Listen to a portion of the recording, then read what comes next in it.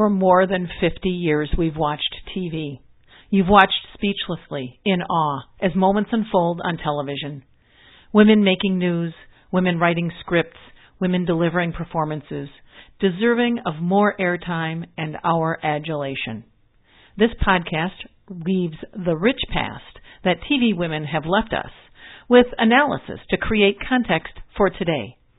Oprah says, step out of the history that is holding you back.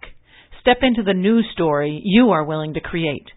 Just by listening to this podcast, you're more likely to actively support women in TV today. And isn't that the kind of story we want to create? What are we waiting for? American TV audiences come in all shapes and sizes. Daytime TV, across the many channels available, gives audiences a host of options.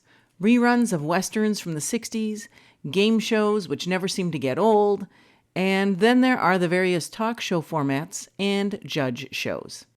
This installment of Advanced TV Herstory looks at daytime shows from the 90s and 2000s, which were analyzed and cataloged by media studies experts Kathalene, Razzano, Loubna, Skalli, and Christine Quayle. Now, in their book entitled Vulture Culture, The Politics and Pedagogy of Daytime Television Talk Shows, they look at, quote, culture that has its own logic, topicality, values, market, and audiences. This is a deep dive into this genre of daytime TV that takes us away from the soap opera. Now, I had the chance to interview Skalli and Razzano at the 2016 Cultural Studies Association Conference in Philadelphia this summer.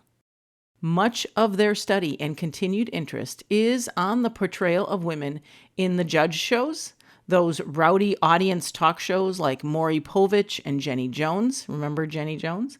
The self-help side of Oprah Winfrey's show and its spin-offs.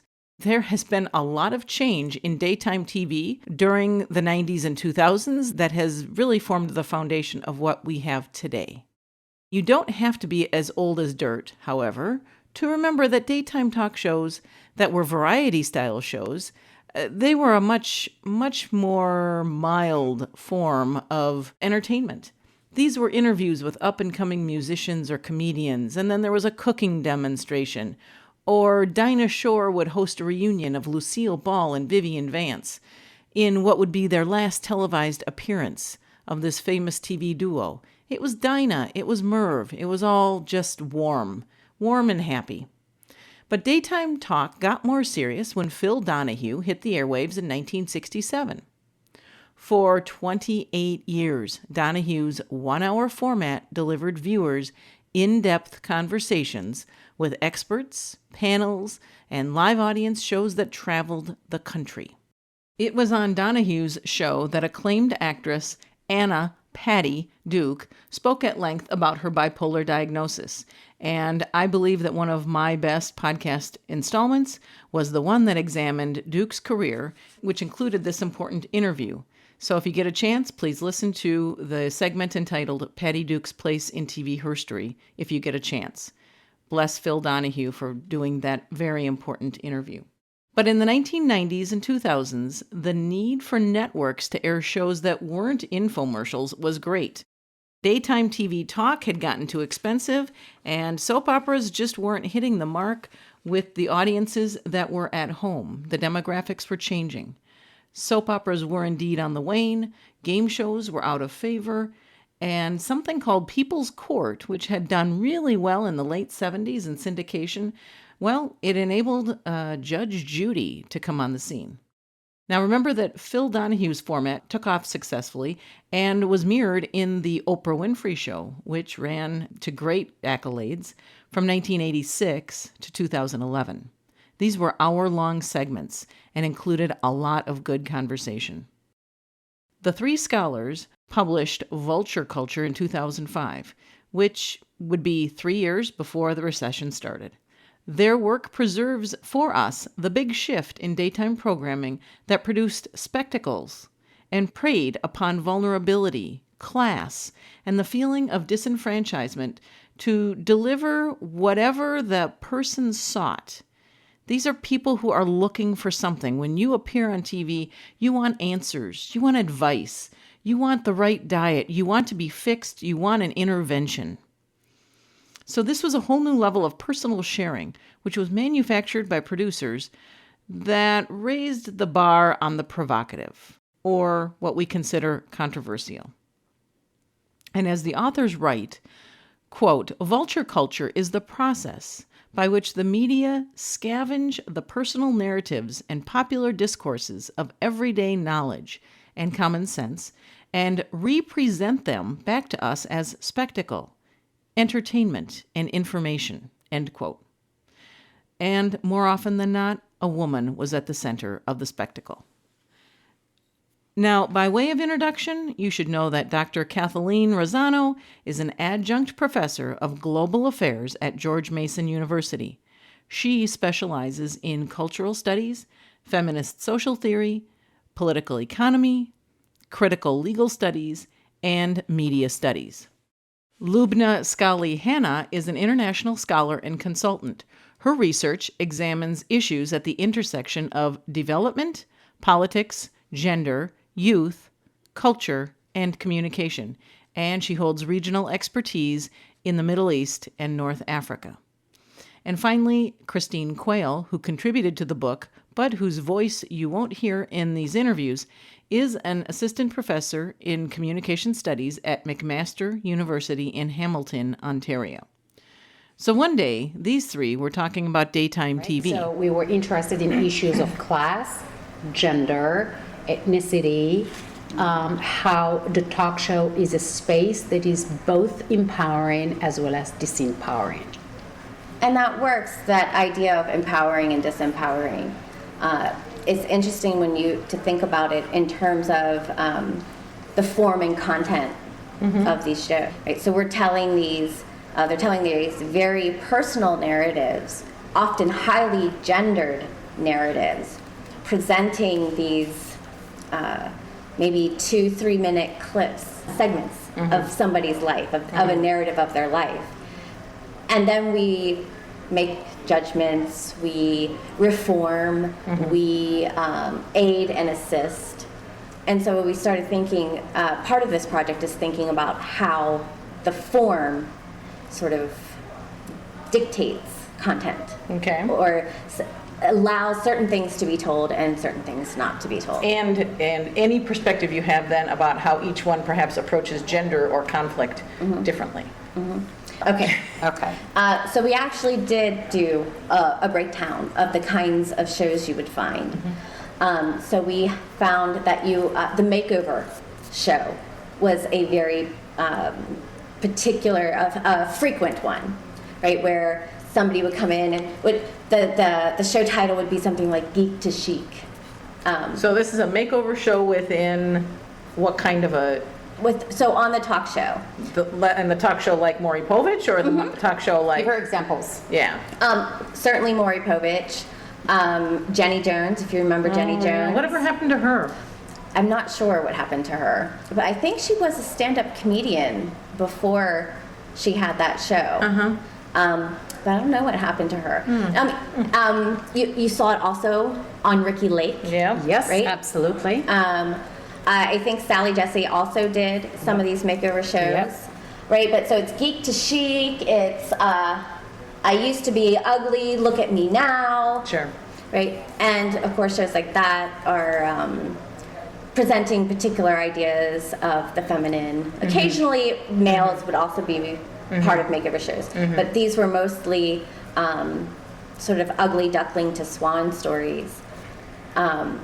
One of the other ones that you would see a lot, Maury Povich and Montel especially, were what we called the teen out of control shows. And these shows would feature most frequently young girls, teenage girls. So what we've sort of found was teen is coded as what they mean by teen out of control is teen girl out of control. And what that usually looked like, what out of control looks like, first is sexually promiscuous, Next would be disrespectful. And next would be substance abuse and drinking. And then rarely you'd find violence, that she was actually violent. However, in the case when they did have boys on the show, the first feature was violence, that these boys are out of control because they're violent. These three author-scholars approach this social phenomena using a rigorous and methodical approach to arriving at some pretty startling conclusions about how these shows preyed on vulnerable people, particularly women. We started, the very seed of this project started when we were in grad school at Penn State together. And we took a class, what was it, multiculturalism? Media. And media. And the professor of that class, who was brilliant, his name was Joe Kinchlow, he read our course papers, and we have a third co-author who's not here. Her name's Christine Quayle. He said, you know what, you guys need to work on a talk show book. And so that started it. Absolutely. And we found out that, yeah, we do need to work on a talk show book, and we actually worked very well together. And so then it started as really we had to start watching and coding, and you have a thought. Well, the reason he saw us coming together was because we didn't really know each other that well, but given that he was a common professor, he saw three people coming from different angles, interested in the same questions, and bringing in a type of understanding and analysis that could cohere around a larger project. So I asked them this one: why do people watch these shows? Is there any societal good that comes from them?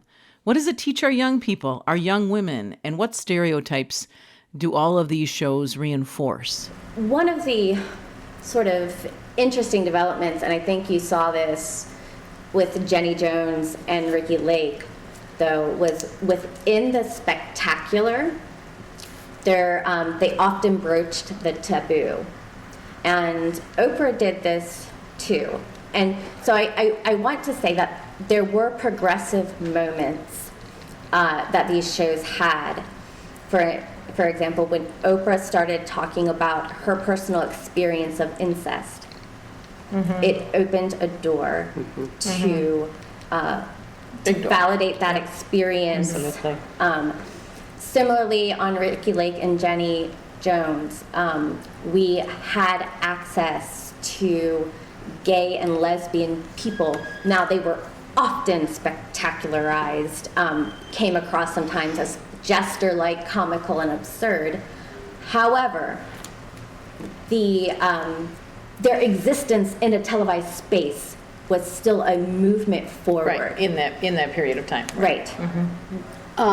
Which takes us back to what she said at the beginning.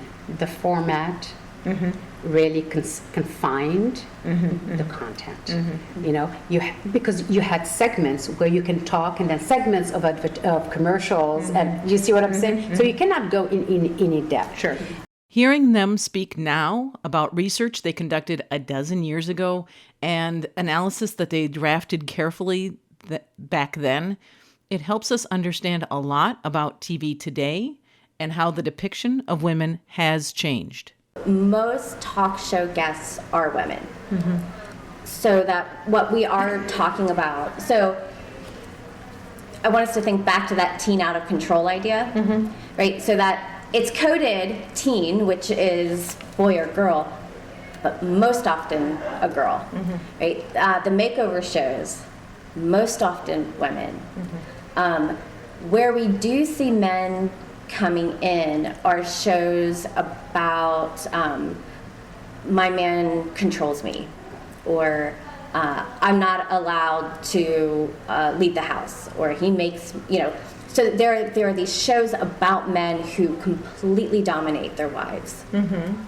Or betray their wives. Yes. And then let's bring the wife and the marriage mistress. counseling material. Okay. There's juice in that. Right. You know, and that actually, I'm sorry to interrupt, I believe that has set the foundation for the Judge Judy and all of the others, because they came afterwards, these reality shows, you know, the judge and court shows, to do counseling for marriages and Divorce solve the court. things, solve these problems we're talking about in these shows, solve them legally. Right. That's the next generation, right? We didn't get to that. Okay, so let's do a quick rundown of the lists and categories that they looked at. Our conversation wasn't exhaustive. Professors Skalli and Razzano honed in on the notion of empowerment. How do these shows empower the women who appear on them, and perhaps indirectly, the women in the audience and those who are viewing at home? And they spoke of daytime TV's power to broach subjects in an informative way that definitely had led to a broader understanding of issues that had long been considered taboo. This was a good thing. And finally, the professors spoke of the life lessons that get handed down on the judge shows in particular. Common sense, which is no longer delivered in the home or through lessons taught in the classroom, now comes to us by courtesy of the public spectacle. Now, you remember these shows, maybe. Maury Povich, which is still on, Jenny Jones, Sally Jesse Raphael, Ricky Lake, Morton Downey, and Montel Williams. They were masterful with the microphone and were well known for their whipped-up audiences. By the time she turned 16, Jessica wants to have 3 babies. You don't really want to suck on that pacifier, do you? I ain't no baby. Angel wants a baby, and she's only 15 years old. I've had sex with over 15 different guys. I've had her have sex in my bed. We've never had a baby boot camp like this. The baby stopped breathing. The baby stopped breathing. No one's gonna stop me from having a baby. There is a part of me that wants to chase down a philosophical rabbit hole of which came first, the flock of teens wanting to get pregnant before their 16th birthday, or the TV show that went to great lengths to find and audition them for their 15 minutes of fame. Don't answer that. Please don't answer that. But just think about it. Then there were these other shows, mainly with women at the helm, Oprah, Ellen, Wendy Williams, and so many others. They didn't necessarily stoop to the sensational as much as that first list did, though you can hear in your head the announcer from any of these shows often putting out the call at the end of any given segment, if you or someone you know, blah, blah, blah, blah, blah, contact our show at, and then a phone number. This was their way of putting out the call for future people to bring their spectacle to their show. And there are also the doctor shows, like Dr. Oz, Dr. Phil, and the Doctors. Those all come to mind. They are a little bit more recent. These shows weren't included in the Vulture Culture book, but the professors capably researched the role of the expert in each show's format.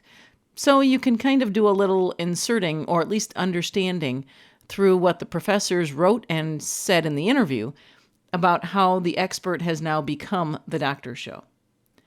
And alongside the doctor show are the judge shows, with the best known thematically being divorce court, the people's court, and paternity court. Now remember, the research that the professors conducted spanned the early 90s into the early 2000s. As a communications scholar,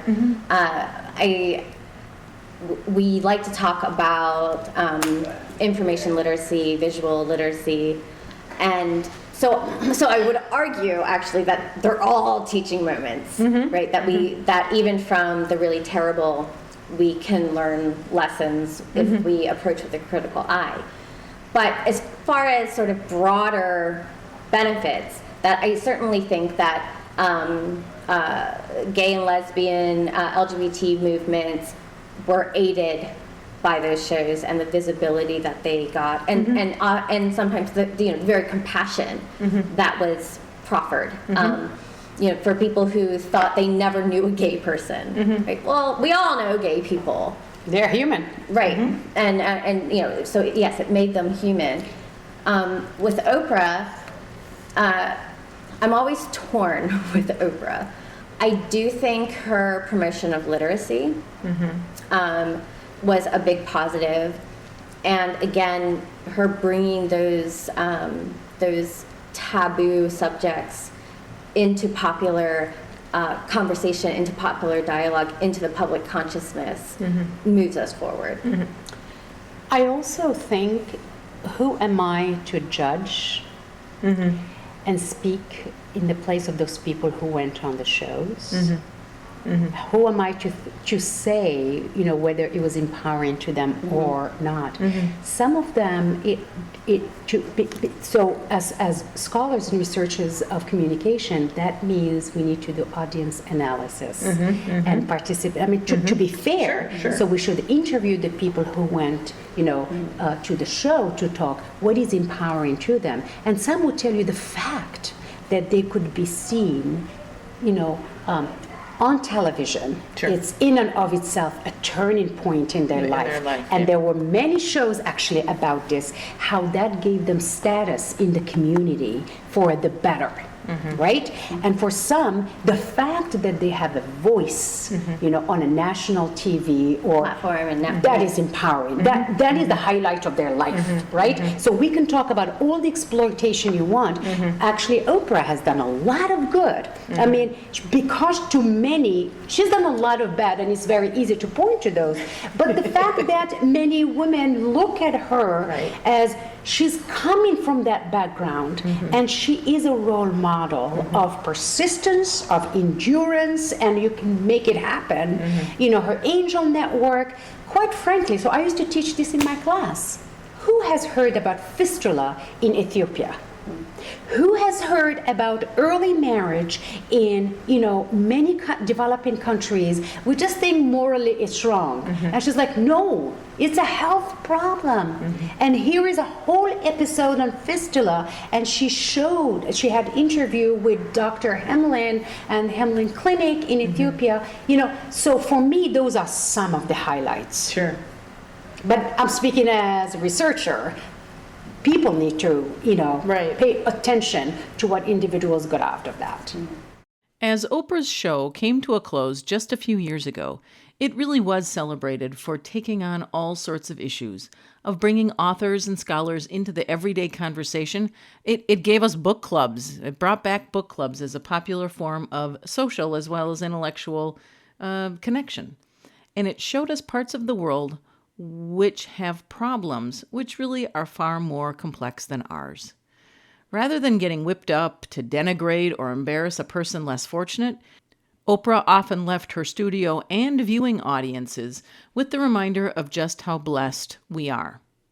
There are volumes written on Oprah Winfrey, her style, and her impact.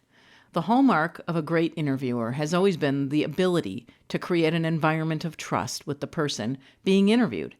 And time and again, her studio audience helped create a space of respect and calm as persons, both regular and famous, bared their souls or shared their stories.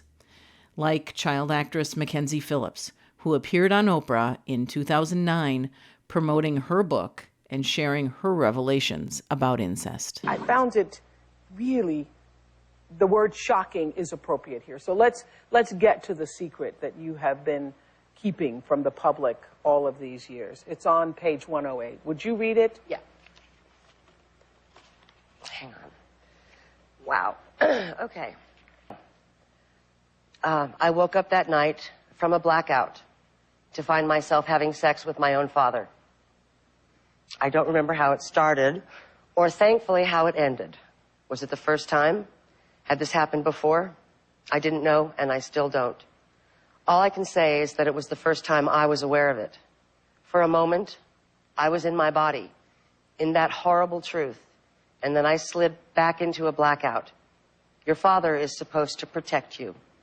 Your father is supposed to protect you, not you.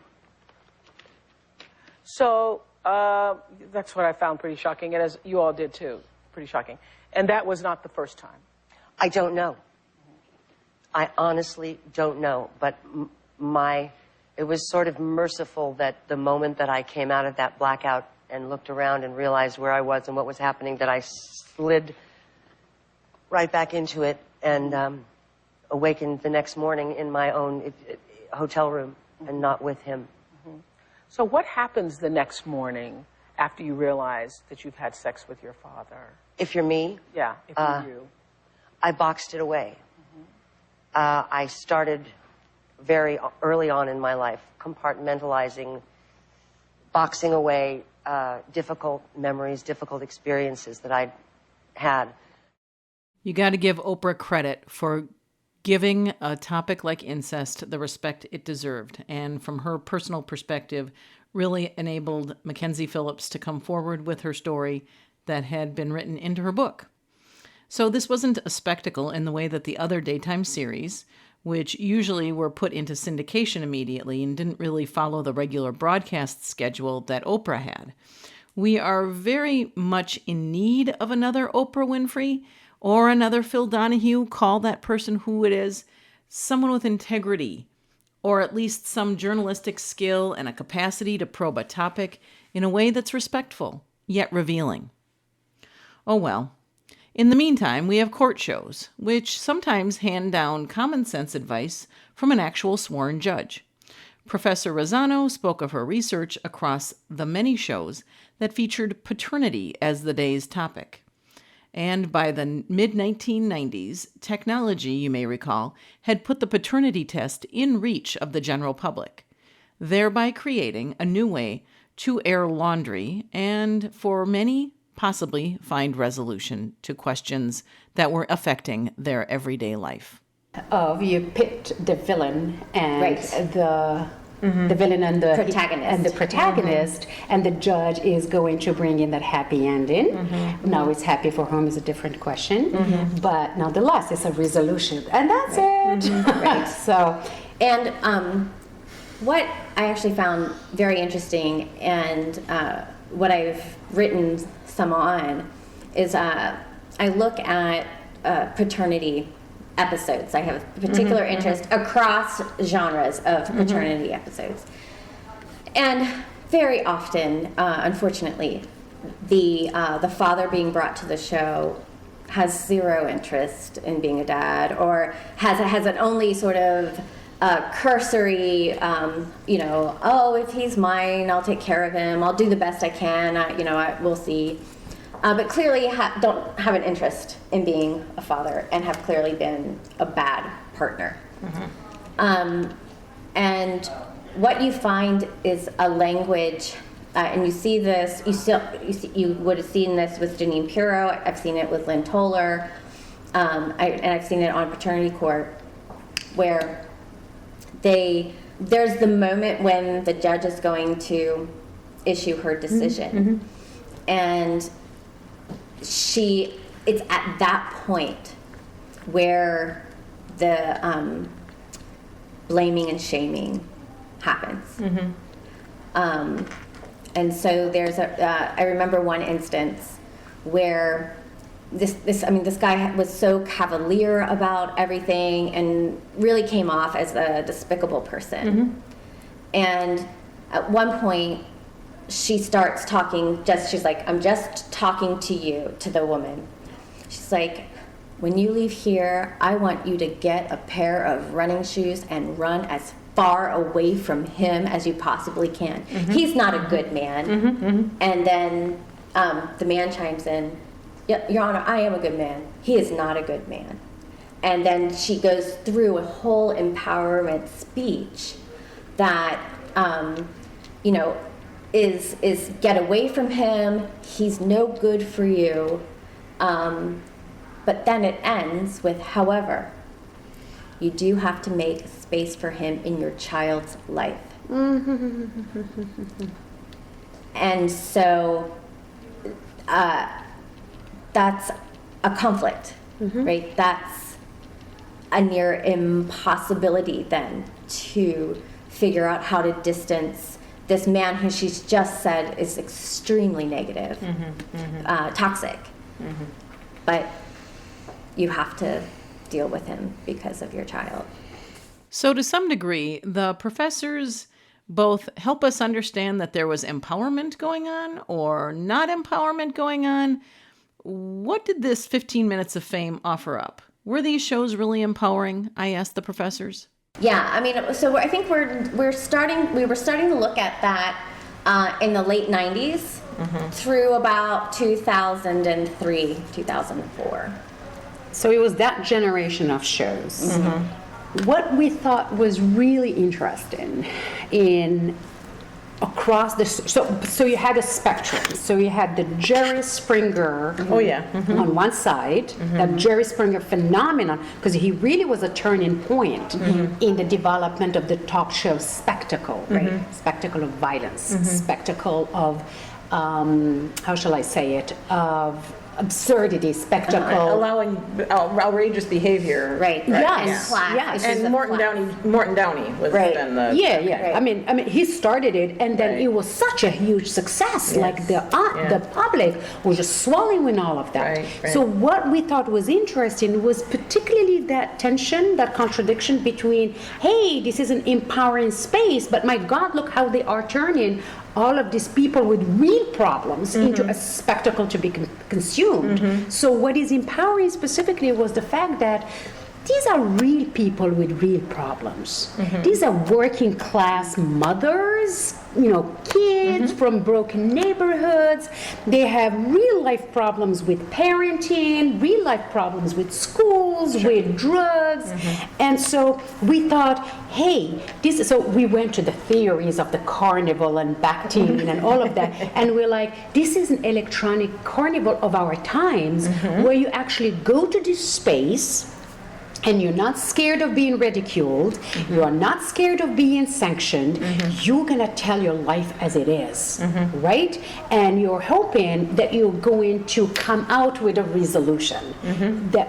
But that's where empowerment stops. Empowerment stops simply at, here you are, we're giving you your moment of fame, you are talking about your problems, you have audience, and somebody's listening to you and acknowledging that, this is a problem, right? But that's where it stops. Where disempowerment starts is where you turn problems of real people into that spectacle of absurdity or obscenity, and you actually almost inciting them to confrontation on stage, because it does create the cheering factor.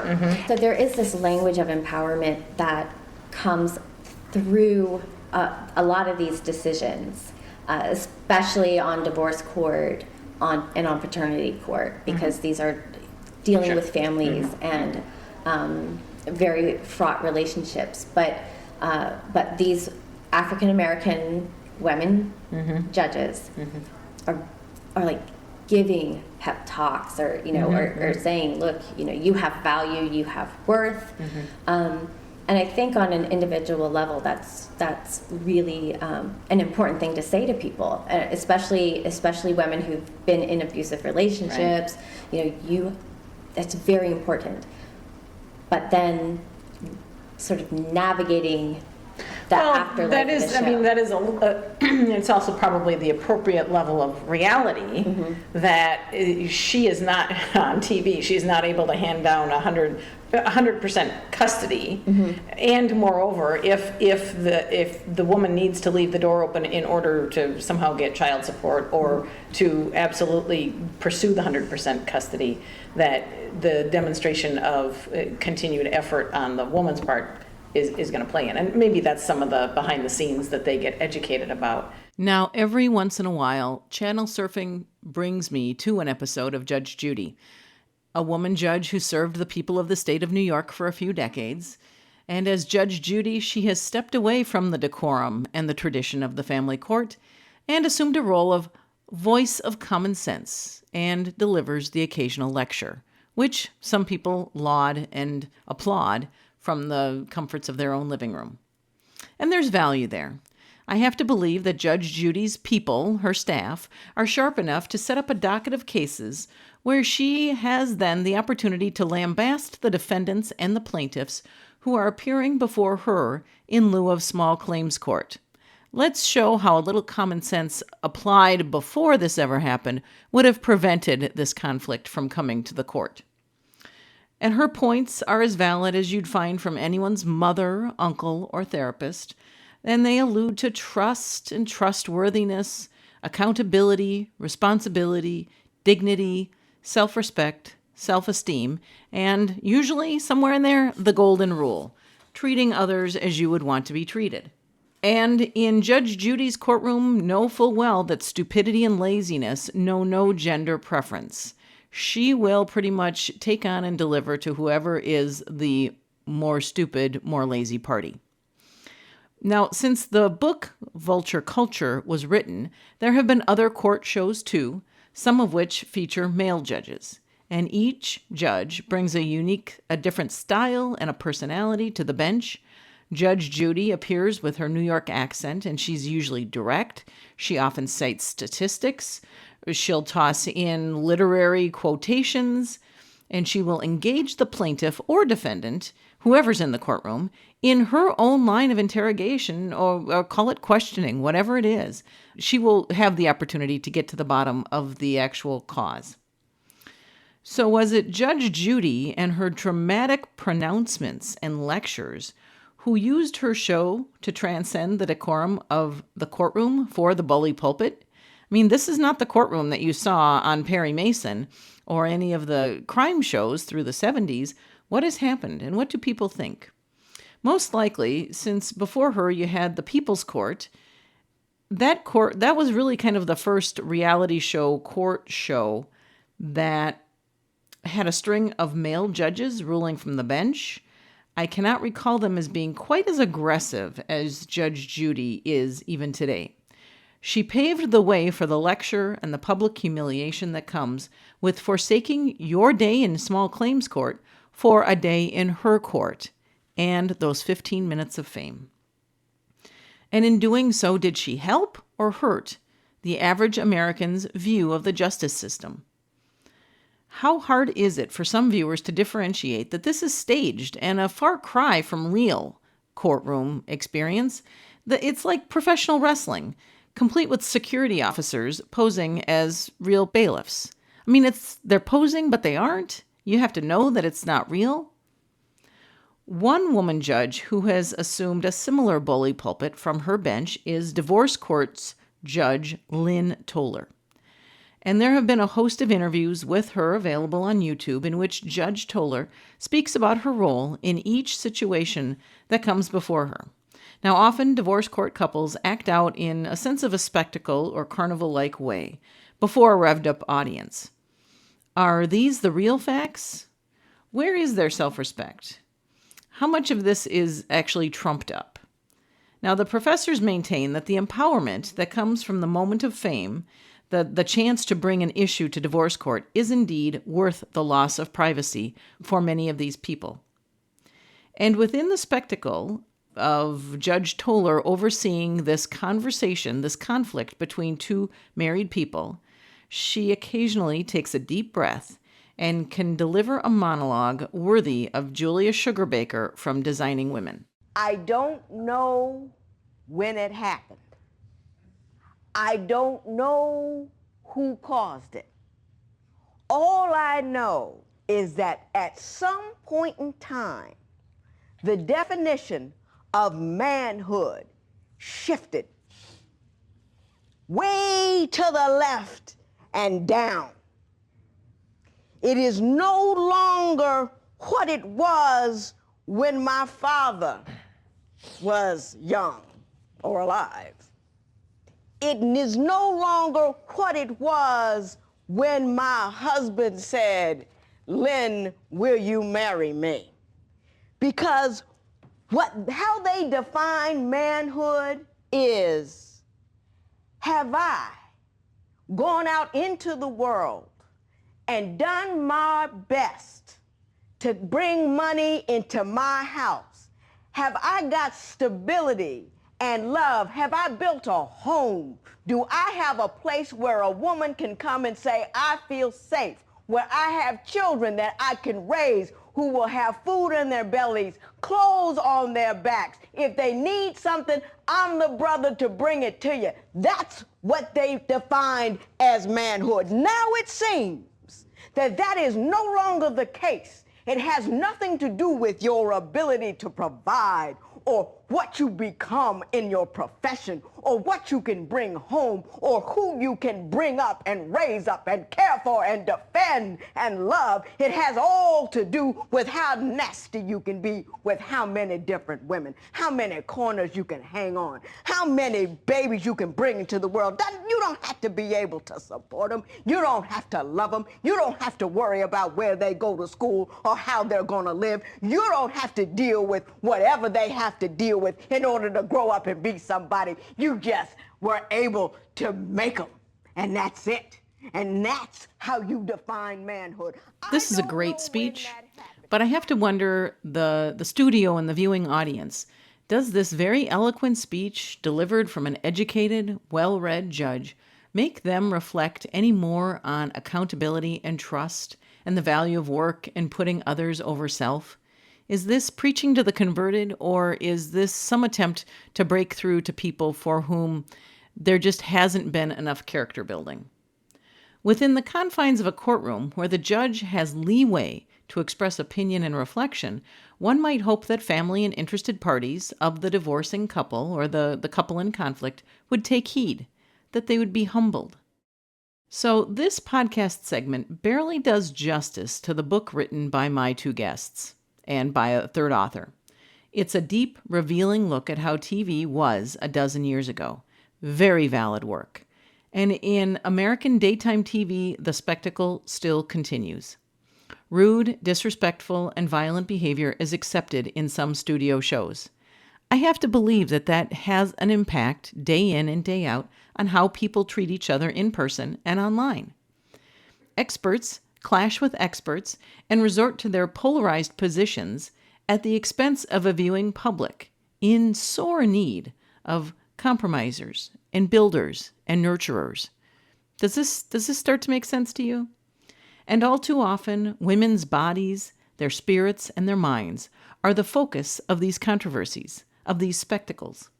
From eating disorders to tattoos, rebelling against controlling parents, or mustering the courage to confront an abuser on TV.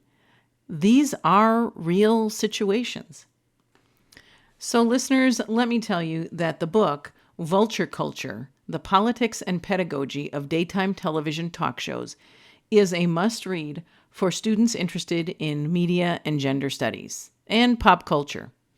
The professors create a time capsule of an important turning point in how women, minorities, LGBT, and other populations were given their 15 minutes of fame in exchange for their stories, and this continues on today. In fact, the shows have evolved, and so have we, but the book documents with great clarity the corrosive effects, framed within the sociological and economic context of popular media's impact. Women and their imperfections, that whole mindset that permeates even today, are alive in these Vulture Culture shows. I'd like to thank Professors Kathalene Razzano and Loubna Skalli for their time and their good work. Find their book online. It was published in 2005 by Peter Lang Publishing. Audio clips from shows and teasers can be found on YouTube. If you'd like to know more about vulture culture, the actual intellectual concept from the professors, contact them at katierazano@gmail.com, and that's Katy Razzano, Razzano, all one word, at gmail.com, or Loubna Skalli, Loubna Skalli at gmail.com.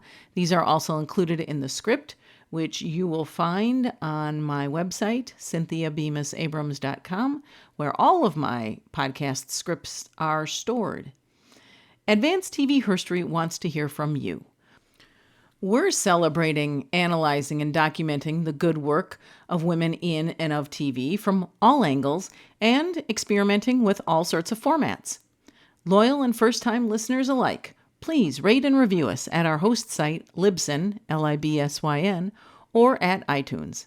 Send your thoughts or segment ideas to advancedtvherstory, all one word, at gmail.com. Follow this podcast on Twitter at TVHerstory. Finally, a note of thanks to audio expert and Northwestern University graduate David Brown. Loyal listeners, I hope you'll agree with me that this podcast has never sounded better. Thanks for listening. I'm your host, Cynthia Bemis Abrams.